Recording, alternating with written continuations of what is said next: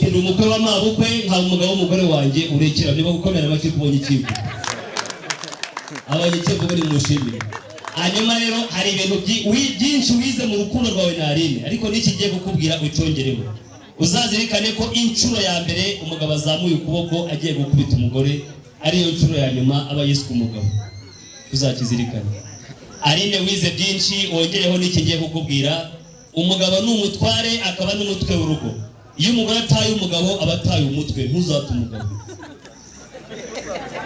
Irene, hari amategeko 10 y'abantu bashakanye, ariko ndakubwiramo ane aremereye kurusha yandi. Itegeko rya mbere riravuga ngo uwo mwashakanye ni nk'ibati, iyo utarisakaye ngo rikomere urisanga ku muturage, uzarisakaye rikomere. Itegeko rya kane riravuga ngo birabujijwe kurakara rimwe umugore n'umugabo keretse gusa inzu yanyu irimo gushya, ariko ntabyo mwifuje. Itegeko rya gatandatu riravuga ngo iyo habayeho gukosa uwakosherejwe ni usaba imbabazi, kubera ko wakosheje aba yamaze kuba nk'umusazi, kandi iyo umusazi ahuye n'umuntu muzima ntabwo umusazi ari uhunga, aho umuntu muzima ari uhunga umusazi. Itegeko rya 10 rikavuga ngo birabujijwe kujya mu buriri ukirakaye. Abanyarwanda bayiciriye mu ngani ngo iyo inama itagiriwe mu kirambi abasangiye ikiryamo bacikirago, bashaka kurengura ko urugo rwako no kuganira. Egira ngo nkubwire ibintu bitatu abagore bakunda kurusha ibindi, uzabyitwararike na kimwe banga uzakire. Icya mbere, abagore bakunda kugishwa inama, ari uzamugisha inama. Icya kabiri, abagore bakunda inkuru.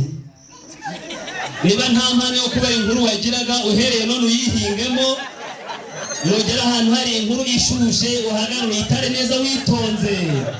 Nugera mu rugo iba ruhereye mu mizi, inkuru zuba ku rugo. Abagore bakunda inkuru. Abashakashatsi ngo basanze umugore bwiravuze amagambo 36,000, umugabo akavuga 15. Azasuhuza umukozi, aganira n'abaturanyi, akoresha 10,000. Uzasanga ndi yose agomba kuyabwira wowe.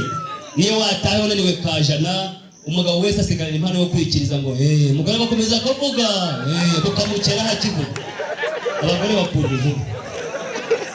Hanyuma icya gatatu, abagore bakunda abagabo. Irene, iyo umugore mwakundanye ntiyavuga amagambo abiri adashizemo umugabo we, ariko iyo mwashwanye n'akabereye hirya arakavuga.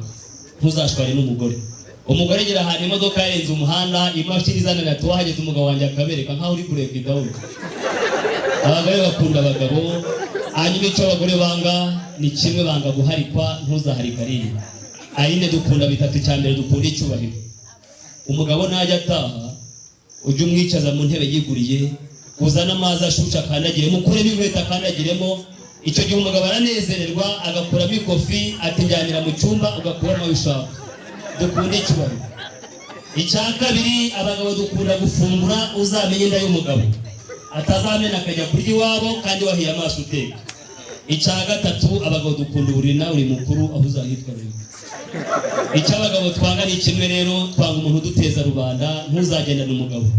Irene, umuryango wa Antoine ndagira ngo bongere bashime umukazana wazanye mu muryango, ni bagushimira. Igihembo ngiye gusabira uyu mukazana ndakinyuza kuri Irene. Ngiye kuguhigisha umuhigo hano, niba uri wese urazamura ikiganza abari hano bagukomera amashi. Uyu mukobwa ageze mu muryango nta matora ari hafi aha ngaha. Twatoye abajyana ababuturere gutora abameya, nta matora ari hafi. Ndagira ngo ngusabe unyemerere, wemerere hano ko iri joro ugomba kurara umukuye muri rubanda ukamwicaza mu ntebe y'inteko ishinga amategeko. Niba uri wese uzamura ikiganza gukomera amashi. Niba uri wese uzamura ikiganza nawe nakari mushime ko zamura rwose bagushimire. Kizamure cyane bagukomera amashi. Hanyuma wongere umufate ukuboko mugeze mu byicaro byiza. Umwanya w'impano tuwucukiriza aha ngaha.